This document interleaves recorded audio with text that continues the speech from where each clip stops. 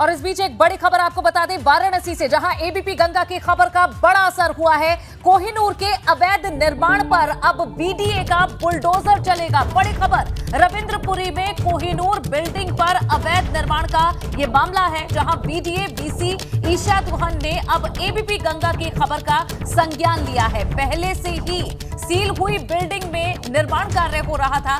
मामले में अब बीडीए के कर्मचारियों और पुलिस की संलिप्तता पर भी शक है। मामले पर बीडीए ने 3 सदस्यीय टीम का गठन किया है। नीतीश हमारे संवाददाता और ज्यादा जानकारी देंगे।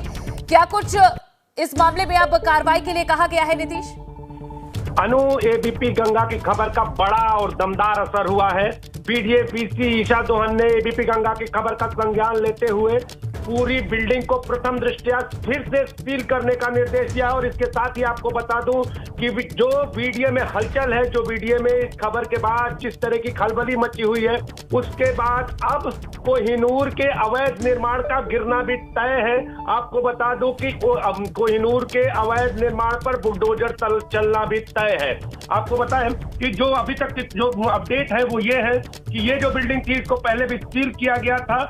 जब बीडीए की जांच टीम वहां पर पहुंची तो वहां पर पहले से सील हुई बिल्डिंग में हो रहे कार्य जब मिले तो उसकी आंखें फटी की फटी रह गई। जो टीम पहुंची उसने तत्काल ऊपर के अधिकारियों को यह सूचना दी और उसके बाद तत्काल प्रभाव से फिर से बिल्डिंग सील की गई। लेकिन सवाल ये बनता है, जब बीडीए के ही अधिकारियों ने बिल्डिंग को सील किया था तो वो सील होने के बावजूद भी वहां पर निर्माण कैसे चल रहा था? और इसके साथ ही एक बात और आपको बता दूं कि जो बीडीए के बीसी से हमारी फोन पर बातचीत हुई है, उनका ये कहना है कि हम कोई भी बिल्डिंग सील करते हैं तो सील करने के बाद हम पुलिस को भी हैंड ओवर करते हैं। तो ऐसी स्थिति में जब ये निर्माण कार्य चल रहा था तो उसमें कहीं पुलिस भी तो संलिप्त नहीं है। इन सारे मामलों की जांच के लिए 3 सदस्यीय टीम बनाई गई है, जिसमें बीडीए के कर्मचारियों और कुछ अधिकारियों के भी संलिप्त होने की बात सामने है। इसके साथ ही कुछ पुलिस वालों के भी संलिप्त होने की बात सामने है। हालांकि अभी ये जांच का विषय है और जांच अभी इस पर चल रही है। दूसरा, अगर बात करें तो आने वाले समय में ये कहा जा रहा है कि अगर सिर्फ और सिर्फ कोहिनूर पर ही नहीं बल्कि कोहिनूर के आसपास के भी जो अवैध निर्माण है उन पर भी बीडीए की पैनी नजर है, यानी बीडीए उन पर भी कार्रवाई करने के लिए अब पूरी तरह से तैयार है। तो एबीपी गंगा की खबर का बड़ा और दमदार असर। जी बिल्कुल नीतीश, देखिए अब असर तो हुआ है, कार्रवाई के आदेश तो दिए गए, लेकिन सवाल अभी भी उठ रहे हैं कि सील्ड बिल्डिंग में निर्माण कैसे हुआ और इस प्राइम लोकेशन पर अगर ये बिल्डिंग है तो कैसे ये अधिकारियों की नजर से दूर रहा, संलिप्तता रही है। इस पर कोई संदेह नहीं है, अधिकारियों की संलिप्तता रही, लेकिन नीतीश कैसी कार्रवाई इन अधिकारियों पर होनी चाहिए?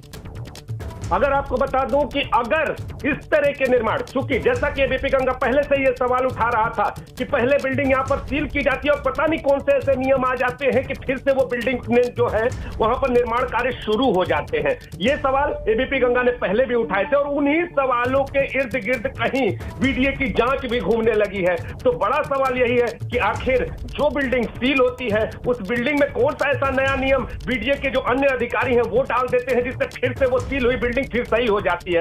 ऐसे अधिकारियों के खिलाफ सख्त से सख्त कार्रवाई होनी चाहिए, बल्कि यूं कहें तो ऐसे अधिकारियों और कर्मचारियों के खिलाफ तो भ्रष्टाचार का मुकदमा दर्ज होना चाहिए। और इतना ही नहीं, जो जन की हानि होती है, धन की हानि खासतौर पे कहें, जिस तरह के अवैध निर्माण आम जनता वहां से जाती है उसको परेशानियां झेलनी पड़ती है, इन सब के जिम्मेदार, इन अवैध निर्माण के जिम्मेदार वो भ्रष्ट अधिकारी हैं जो इस पूरे भ्रष्टाचार में संलिप्त होते हैं। हालांकि अभी की जो जांच की प्रक्रिया है वो उन अधिकारियों को तलाशने में जुटी हुई है। अब देखना ये होगा कि किस तरह से ये अवैध निर्माण ढहाया जाता है और इसके बाद जो भ्रष्ट अधिकारी हैं उन पर किस तरह की कार्रवाई होती है। और सिर्फ कोहिनूर ही नहीं बल्कि रविंद्रपुरी क्षेत्र की जो अन्य बिल्डिंगें हैं उन पर बीडीए का बुलडोजर कब चलेगा, ये बड़ा सवाल है।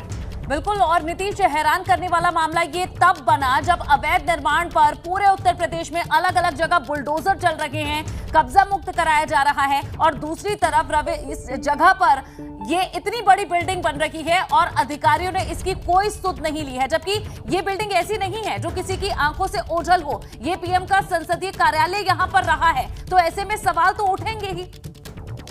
निश्चित तौर पे सवाल तो उठेंगे ही, और इन्हीं सवालों के साथ एबीपी गंगा भी इन सवालों को लगातार उठाता रहेगा। जिस तरह से हमने कोहिनूर को दिखाया है, जिस तरह से हमने रविंद्रपुरी के अवैध निर्माण जितने भी हो रहे हैं उनको लेकर सवाल उठाया है, ऐसे बनारस ही नहीं बल्कि पूरे पूर्वांचल में जहां जहां भी अवैध निर्माण हो रहे हैं उन सारे सवालों को हम उठाएंगे। हम दिखाएंगे इन अधिकारियों को, इन भ्रष्ट अधिकारियों को कि आखिर ये कहां लोगों की नजरों से बचकर किस तरह से अवैध निर्माण को शह दे रहे हैं। लेकिन आपको बताऊं कि ये बड़ी बिल्डिंग जो कि कहां, आप इसे जान लीजिए कि कोहिनूर कोई साधारण बिल्डिंग नहीं थी, ये पुरातन बिल्डिंग थी। कभी कभी पुराने समय में, जिस समय मोबाइल नहीं होता था, जिस समय लोग एक दूसरे से संवाद करके एक दूसरे की जगह पूछते थे, तो काशी की पहचान कही जाती थी कोहिनूर बिल्डिंग। अगर किसी को रविंद्रपुरी क्षेत्र में आना होता था तो लोग कहते थे कि हमें कोहिनूर तक पहुंचा दीजिए, लोग समझ जाते थे कि रविंद्रपुरी जाना है। लेकिन उस कोहिनूर बिल्डिंग पर अवैध कब्जे की छाया आई। इतना ही नहीं,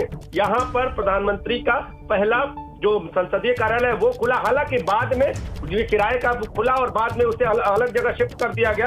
लेकिन उसके बाद भी सड़क के किनारे होने के बावजूद भी जो वीडीए के अधिकारी हैं उनके सील करने के बावजूद भी यहाँ पर निर्माण कार्य होता रहा, और लोग अगर बात करें तो वहां से गुजरते रहे। लेकिन बीडीए को और प्रशासन को इसकी खबर भी नहीं थी। ये बड़ा सवाल है।